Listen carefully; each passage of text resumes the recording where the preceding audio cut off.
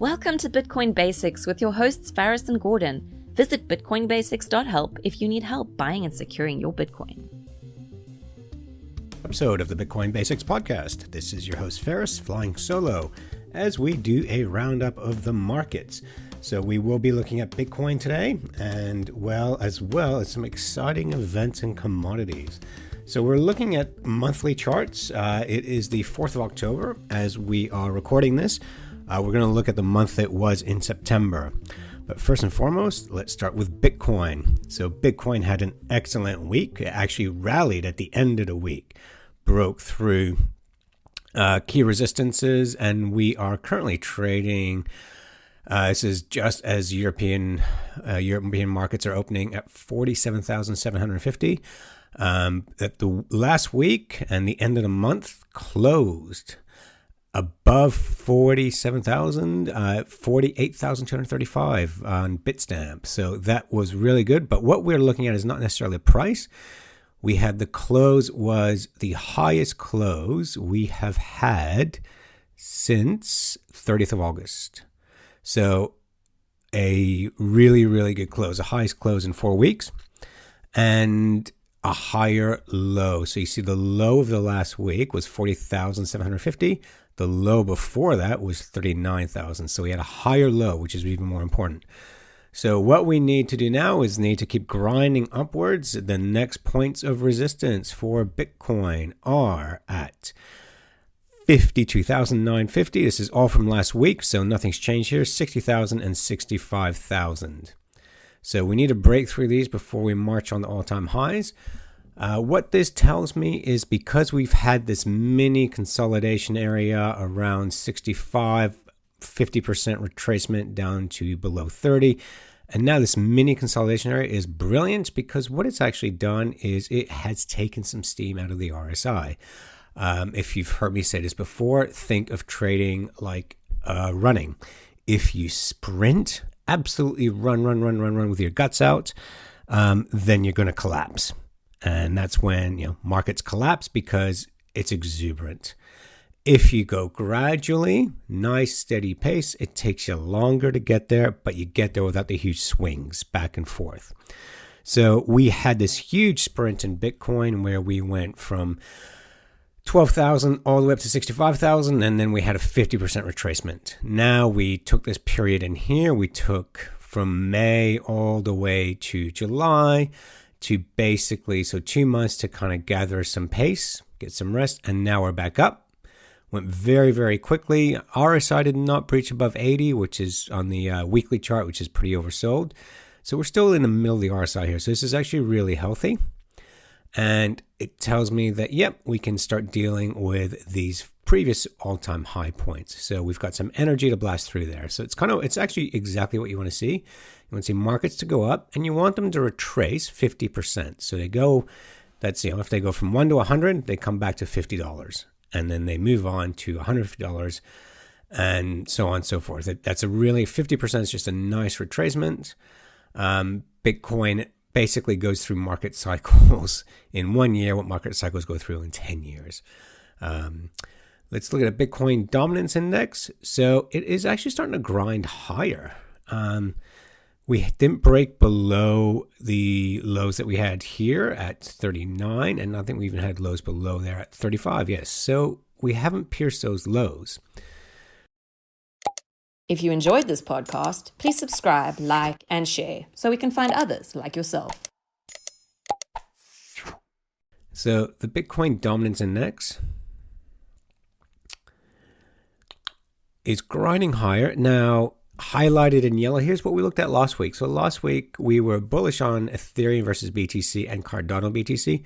Now, again, I just want to throw this disclaimer in here at the Bitcoin Basics podcast. All we recommend is dollar cost averaging in the Bitcoin. Just buy what you are willing to lose.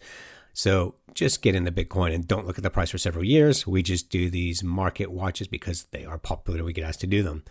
So we only recommend investing in Bitcoin at this stage, and that is our educational advice, not our financial consultation. But let's look at these charts. Ethereum versus BTC. We were bullish based on this pin bar, but this did not follow through. No conviction in the trade here. I will take off my bullish analysis and just go to neutral. And the same thing with Cardano. It looked bullish last week, but yeah, we're breaking down. Same thing. I would not be trading this at all. So once again, we just want a dollar cost average. Ripple versus Bitcoin. Same thing. Nothing's changed here. It's neutral. The reason we're looking at these is because in the Bitcoin Dominance Index, these are your biggest tokens. Binance is still playing in this flag, this pennant. So nothing as yet. If it breaks below, so if Binance versus Bitcoin breaks below 0.007579, the outlook is bearish. If we break above this descending trend line, which is 0.0091, break and close above that, then I'd say we're bullish. So yeah, at this stage, Bitcoin is looking really good. So we can see the Bitcoin Dominance Index did not go any lower. Bitcoin versus USD had a really, really good week. So that's Bitcoin. We did have some pretty exciting charts to look at in commodities. First, let's go to the DXY. Previous episode was no discernible pattern. What's happened now? So DXY. So this is a monthly chart. So you can see here, we had a really good month. I'll zoom in because this is a monthly chart. So that was a very strong month from 92 to 94. Really, really strong move. It broke through previous highs that had kind of been there since all year, all of 2020 and 21.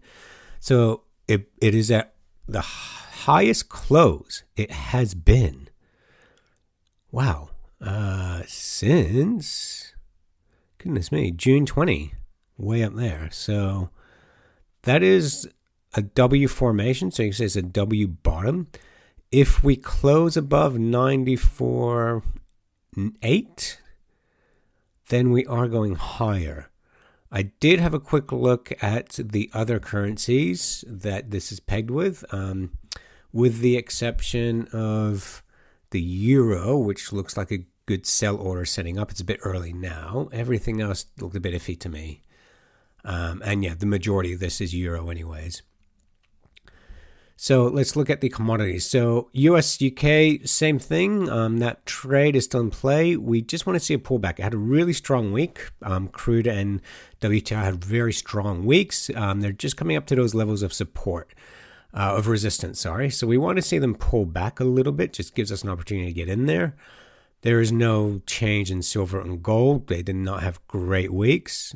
Indices did not have great weeks either. There was some big sell-off in indices, 3%. So, which is actually very beneficial for Bitcoin. So the fact that there was a sell-off in indices and Bitcoin went up tells you that they are not that correlated, which is exactly what we want. So uranium, so we identified this trade a while ago, a month ago now. We said we should be buying at a break of 20. It broke 20 and it went to a high of 28.72. Last episode we said we'd like it to pull back and find some support. Now we hit last week a low of 22.95 and the week before that 22.85. So we've got higher lows. So if you were keen, you would put an on-stop order. So an order gets triggered at 24.55 with a stop loss at 22.32. And that looks like a pretty healthy trade to get into uranium. If you missed that opportunity that we showed you a month ago, sorry.